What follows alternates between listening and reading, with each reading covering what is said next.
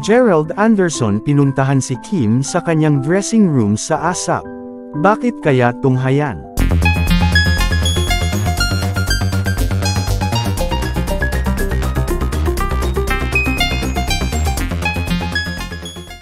Gerald todo lapit kay Kim.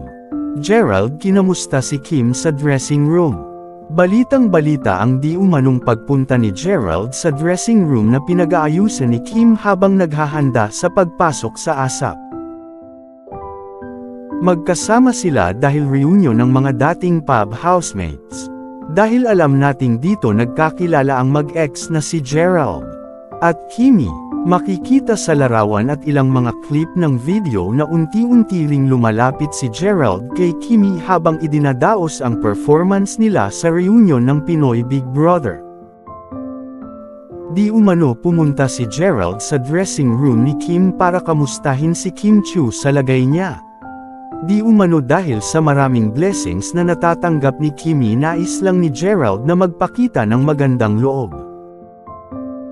Sa kabila ng mga pinagdaanan nilang dalawa, dahil di umano matagal na nagbago sila magkita noon. Nagbigay rin si Gerald ng pahayag na proud daw ito kay Kim. Proud kay Kim dahil alam niyang malayo na ang nararating ni Kim. At sabi sa interview na strong daw ito si Kim, sambit ni Gerald dahil nalaman niya na ibang Kim daw ang nakikita ng mga netizen, ibang klaseng Kim. Napatunay na talagang masaya daw si Gerald para kay Kim dahil unti-unti nang nakakamit ni Kim ang mga pangarap niya. Naging maayos naman raw ang pag-uusap ng dalawang ito habang naghahanda sa kanilang performance sa ASAP kahapon.